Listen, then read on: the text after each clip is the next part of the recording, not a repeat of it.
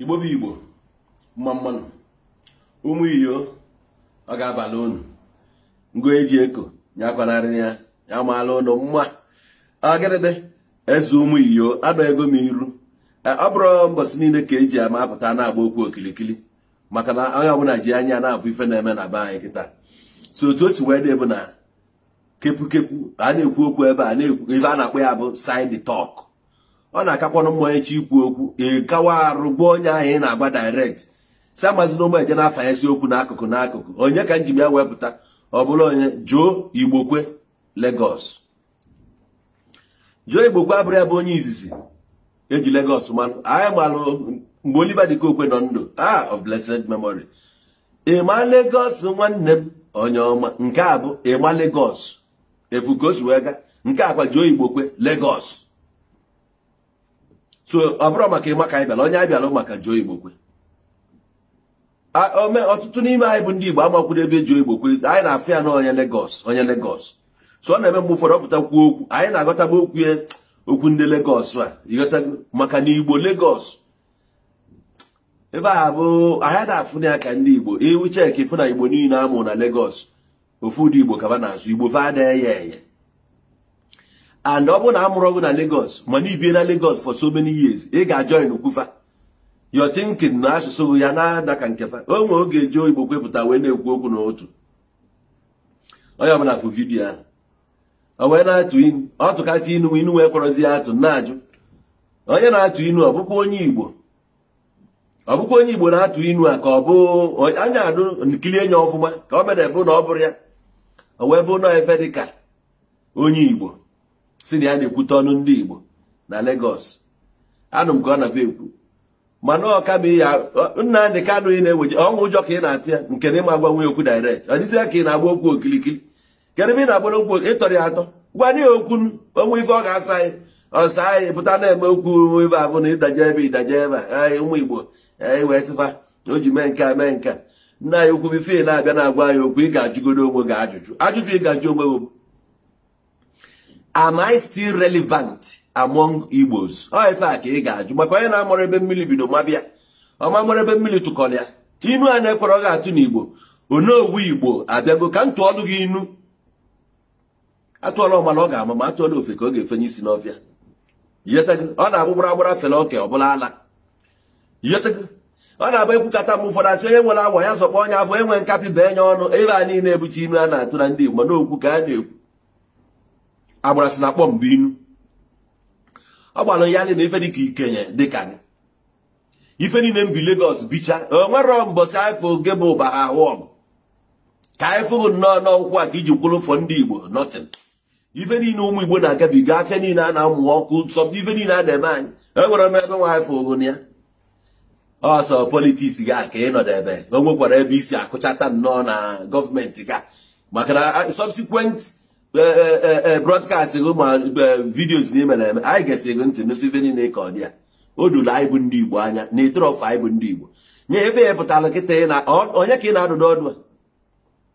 mba onye ndị Igbo bi n'ala Igbo ka ị na-adụ ọdụ ka ndị Lagos kedu ulu ịba alụ ndị Igbo n'ala Igbo oni agakọta n'ala Igbo fule ga-esi dọba di ya ịmakwalị na ebe ife ị na-adụ mmadụ ọdụ ine na onwe gị ọfụma nwanne ịlaiki ka ndị Igbo onye ka iji wee bịa na-adụfe ọdụ a ga-emebisi ife ndị Igbo ọ taa ka emebibe ife ndị Igbo anyị ga-agụ onene ka anyị gara afịa ndị Igbo na one ka amụgoro ọkụ ebe a one kịdị ka ikwu one ka ịdọnyere iru ba n'oge ọ gbaba ọkụ ikwu gịnị oluwele ọ gbara ọkụ ikwu gịnị ochodi apịanụ front and back ugboro one ka ochodi amụrị ọkụ ikwu gịnị teji ocho ya bara ugboro one ka amụrị ọkụ ikwuru gịnị kedụ ebe ị na-akọdụ onye ka ị na-agbado okwu ka ọ wee bụkwa na ikwuru okwu enwere ndị na-akọntrol mana ka m gwa ya eziokwu ụmụ Igbo bụ ndị ji ọlụ kịta ọ bụ na Igbo enwero lida kụpụrụ ụfa o nwere ozi onye na-achala ibie moto na ụmụ Igbo na-ata afụ ife niile a na-eme ndị Igbo ka a majisicha anyị kụkwasị anyị nku niile ife niile a na-eme anyị iri apụta tinye ya ọnụ ife iji wee tinye ọnụ na nke ịchara ya marụ ka m tụgharịa inu ọzọ enwere onye a na-akpọ utufuru kpọtara ụmụbọyị na-eri ọrụ agafebe anya ka n'afrịka ha ma ebunye ịgba na-etiri ya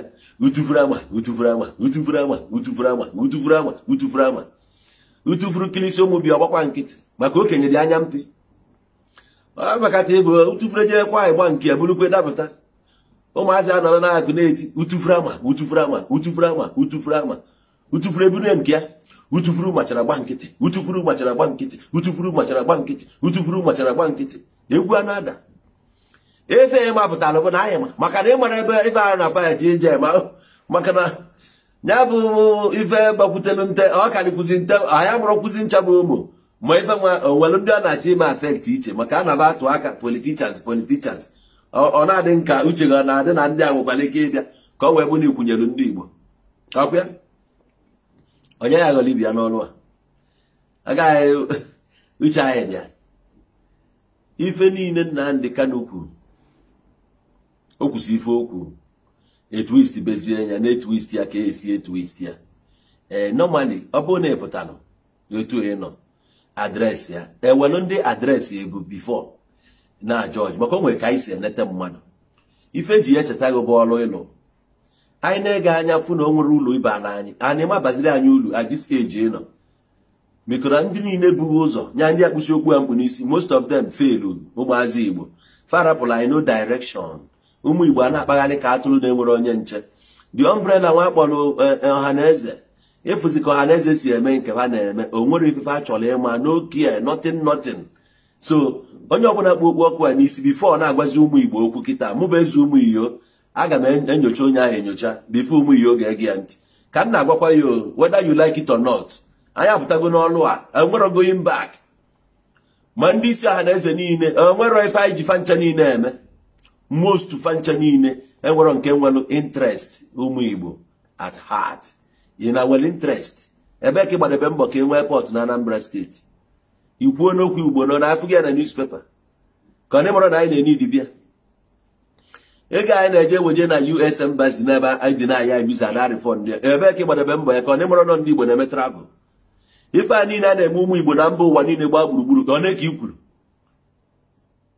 ụnụ bụ ndị ọhaneze ụnụ amụrụ na anyị bi na mba dị iche iche ka ọ na-afịọ na Malaysia ikwu gịnị ka ọ na-afịọ na South ikwu gịnị ka ọ na-afịọ na Dubai ikwu gịnị ka ọ na-afịọ everywhere Indonesia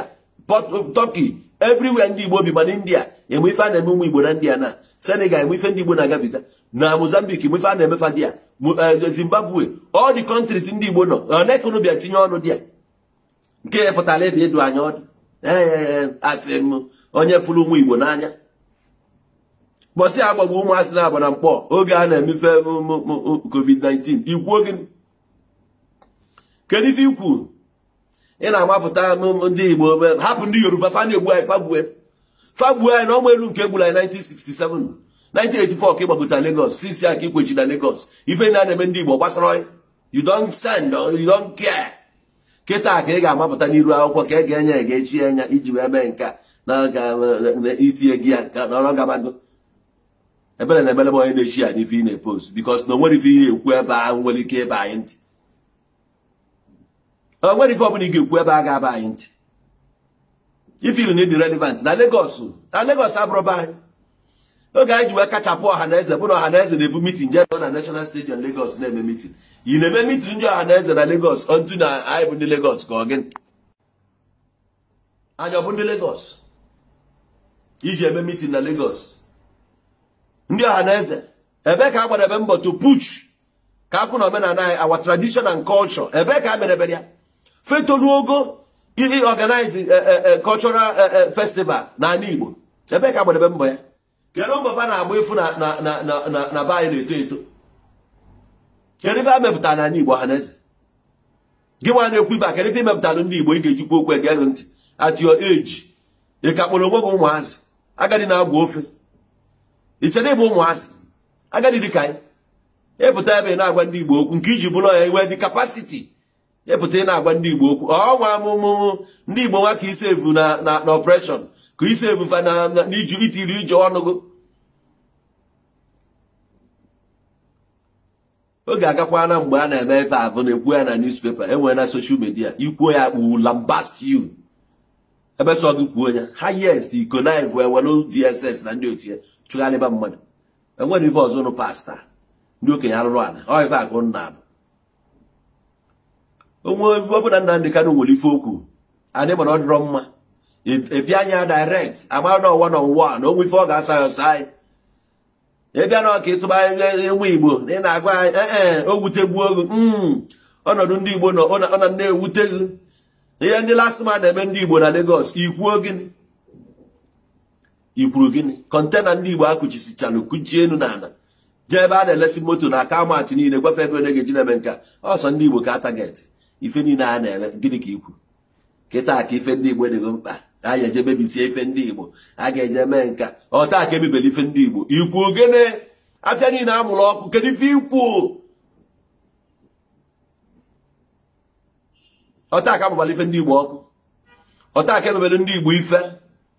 last time ndị Yoruba pụtara na ala dịkpọ nọ ebe a na-ekwu na-akpọ Jagaban si ya meelụfa nka mee nka na ndị Igbo ji meefa nka mee nka gịnị ji ga-apụtara kwuo okwu ị na-apụtasị ndị Igbo ka mụọ daa na the situation na ị na-agba mbọ ka ịda ụzụ ọnya na ị na-agba mbọ ka ịda ụzụ ọnya afụgo ka ị nọ na haus na ị na-eti ihe ọnụ gị na ọga nọdụ ise foto ogosi ndị Igbo na ịnọ for their interest ka ọ na ịmara ya advice ada advice jega ebe mana ịgụrụ akwụkwọ ịfụrụ na akwụkwọ niile ọnụ gụrụ mgbe akwụkwọ ya enwere isi unu niile ịbịa nachi ya bịakwa jee bido n'isi enwere ike nwaanyị nwoke nwere ike ife na-ekwu ofe ilo insulted na nna agwa papi ya okwu ife m ji ekwu ya bụ ilu egwa mpaghara ya wepụ ọnụ ya n'ụlọ ya gba ndị famili ya wepụ ọnụ na afez ndị Igbo n'ife na-eme anyị bụ ndị Igbo bụ anyị na-eme onwe anyị ndị nwanyị na-ene anya na fa bụ okenye ka ma kwue ị na-ene okenye ka ọ atị enwere ezigbo ife ọ ga-atị ife mebichazie mapụta ife mebicha mapụta Lagos ị na-eme ife akịta ọkwa warehouse ndị Igbo ka a na-etikasị kịta na-ezu ori ka ọ na-efuru ya na vidiyo taa onye nke na-anụ stovu eletrik stovu anyị tiwa nke ya onye Nnewi buo ngwongwo na ngwongwo dị ya o nwekwa nke ọzọ etikanụ buo ọ bụrụ nke ndị Igbo ọ bụrụ taa ka emebere anyị ife ihetego ọ bụrụ taa ka anyị bụ utu pụtara ụwa wee kwọba amụ n'azụ ma gị rapụ ife avụnụ nne m na-eke ogili ama m iji anya kpọrọ ọkwe na ife nna agwa anyị nne m na-eke ogili ama m iji anya kpọrọ eji m eze ali enu o nwere osi na-enu inu m amarọ nnụnụ ọbụla fefelu n'enu anyị ga-afụrịrị okpulie nya ka ịjụrụ ajụrụ ebe ị na-eme ka ọ bụ na mgbe anyị mere ebe a na itinyela ọnụ nwere ovu onye na-ege ibe anyị na-ekwu ama agwakwufa nche niile mmadụ egekwụrụ gị ntị bụsị ọbụla ị disaidi ya na ịchọ ka ịba arụ Igbo uru ịgwa anya ya marụ na ịpụtago fafes ndị Igbo ibido na ebe ahụ ị nọ na-asa abụ na Lagos ị na-asa abụ Lagos dị proud na ị na-asa abụ Lagos ịma na a na-enwe taprut ebe bụ taprut bụ Nnewi onye gbagara Nnewi gịnị ka ị melụ dị ya foundation gịnị ka foundation ile elu na Nnewi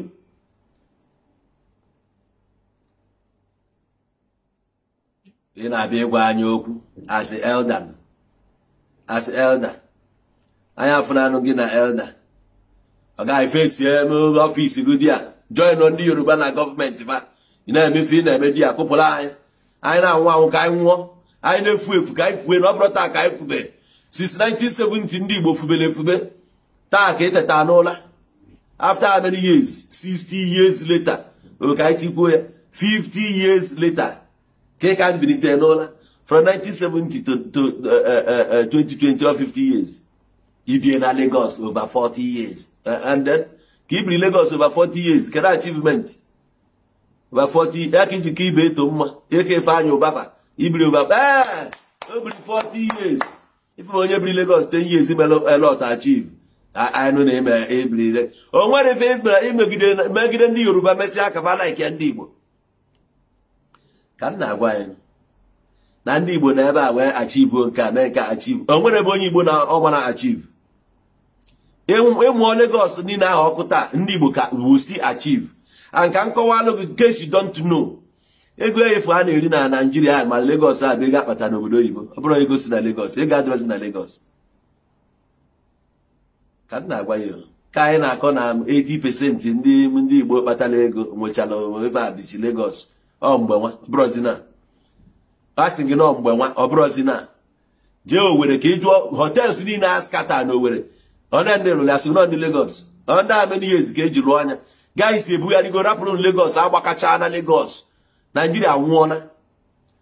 old person like you na-ada afụ ụzọ ịmarụ na Nigeria etipịala guys arapụrụ unu Lagos ka unu mebe old cargo politicians unu na-eme guys emeghalịsịa gbadosie anya je obodo oyibo na-echie na-ata afọ dị a onye tagide afọ tasị ife ọbụla ọ tatara o wee n'anya ana Igbo dị proud na ya bụ onye Igbo not somebody like you ịdịrọ proud na Igbo onye Igbo ebe ọbụla na-ekwu ife ndị Igbo ị apụta na ya kịta ka m chifu ogu n'anya ọ gaghị we no go listen to you mụnwa bụ eze ụmụ iyo aga m agwa ụmụ iyo niile fa gara gị ntị ka m na-agwa ya ụmụ Igbo na-eje eke ike na America mana London, Canada, Australia, New Zealand ebe ọbụla fa nọ ma Germany, Spain, Britain,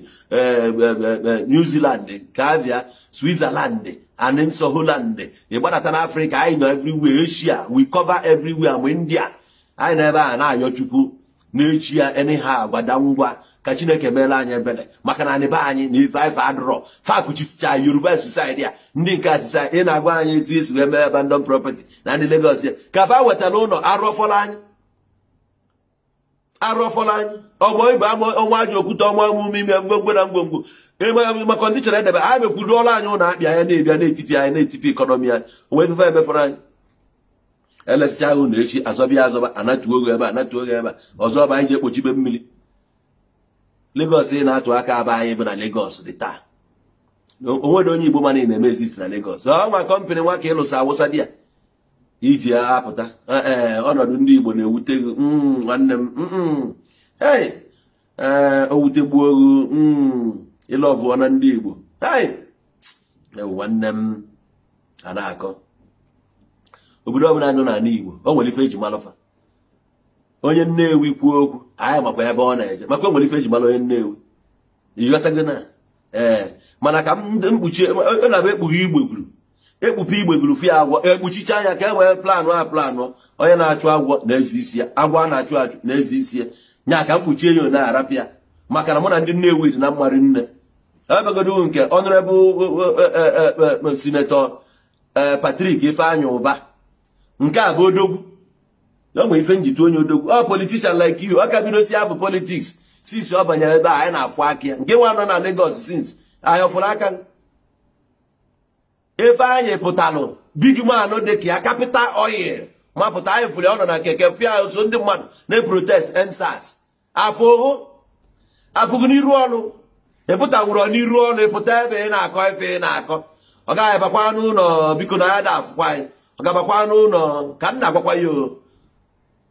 ị na-emetara anya ebe rapụ anyị na-efu efu ka anyị fuo ọ bụrụ taa ka anyị fube na kpuo n'ụlọ go and sit down ka ọ bụrụ kwuo na ka aka wụọ na okwuo n'ife oge ekwu na most 80% ndị Igbo na Lagos mgbe nwa ụmụ Igbo niile na Lagos kịta na-ata ezigbo afụfụ ụmụ Igbo nọ na Lagos na-ata afụfụ ego fa ji achị ya na-abụ ndị na obodo oyibo na-ese ndiziri fe ego fe wee na-achị ya ihe niile SARS mere ụmụ Igbo na Lagos kedu ife ikwu ọpọ ndị nọ na House of Assembly ma ndị nke ị na-asa agụ ma ọ bụ kanselọ ka ịbụ na ndị otie obodo ka ga-epụtagolu kọndem ife SARS na-eme ndị Igbo onye buru laptọpụ anwụrụ ya n'elu asị na laptọpụ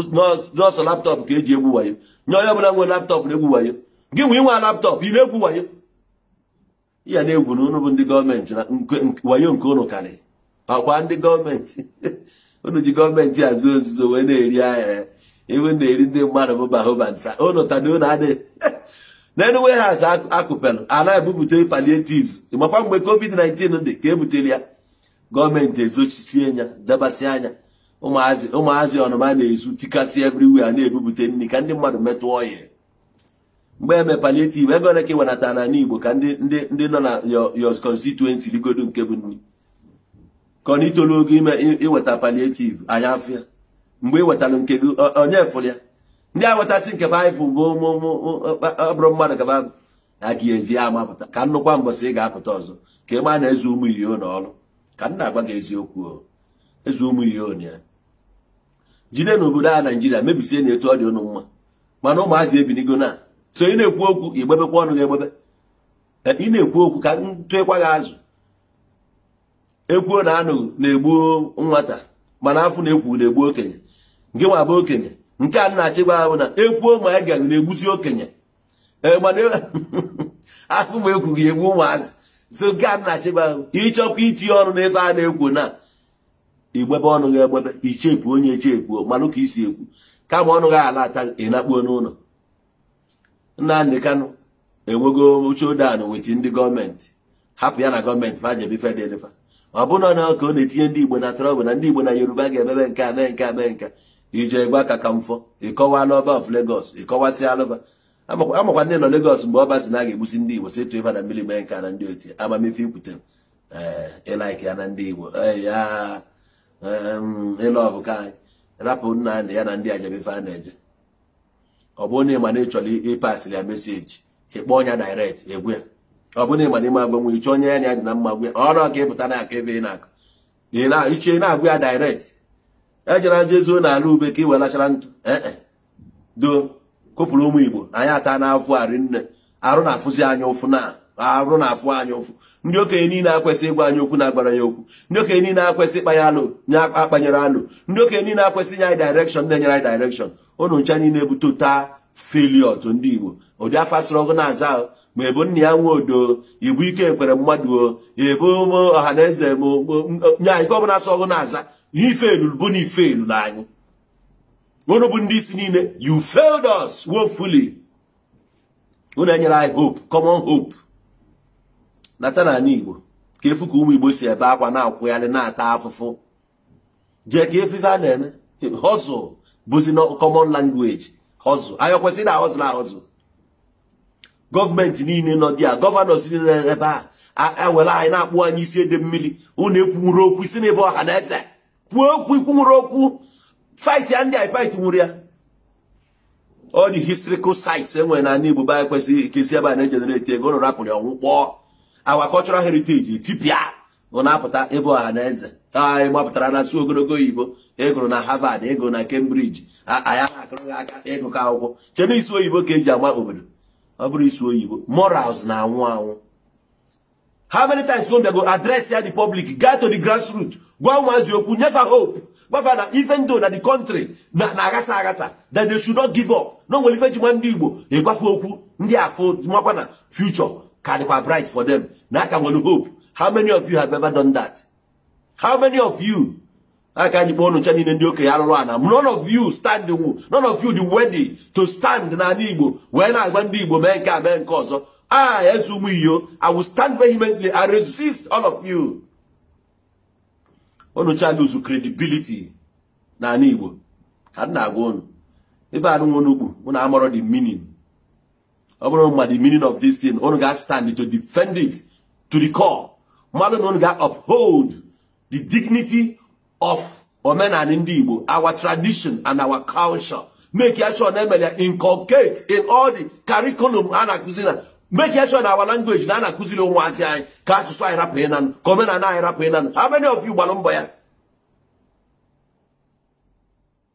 Egụrụ akwụkwọ na London ka agụọ na Lagos ajụọ si n'ọgụ na CMS Grammar School ụmụ skuulu mgbe ochie ha na 1910 ebe a ka ego anyị ga-agbapụrụ ọ gaghị agwagwekwa ka ọ ghọrọ m n'ọnụ agwa ngịrọ gị ka m bịara ka m gwa okwu arịba m gwara bụ onye nwere ntị ya nụrụ ibe mmụọ nsọ na-agwa ụmụazụ Jesu Kristi ya etu a m gwara gị ya enu ya ọgwụkwa ka ọra m n'ọnụ na-ewe Igbo eze ụmụ iyo orimiri $1 nna m ọ bụ na ilue iwelu vidiyo a ịpasị alịa jo ka ọ ga-enya mgbe ọzọ ọchị ịgwa ndị Igbo okwu ọmalụ ka o si agwa anyị okwu ya rapụ anyị. Ndị Yoruba sị nọ Nnamdi Kanu mere eji wee gba abịa ha bido ha kwado n'anyị ya ma ọ bụrụ na fa mụrụ ndị na-amụ ife niile ahụ ọkụ n'okwu okwu ole mbesị ka o kwuru okwu a ọ ya sizi ya gbogbo ndị gbara na togeeti kpụtania janụ bụrụ Nnamdi Kanu gbuo ya ka onye ọbụla zuo ike go and take him janụ kpụta ya gbue ka unu zuo ike ka obi dị unu mma. Enemies everywhere nna ka ọ dị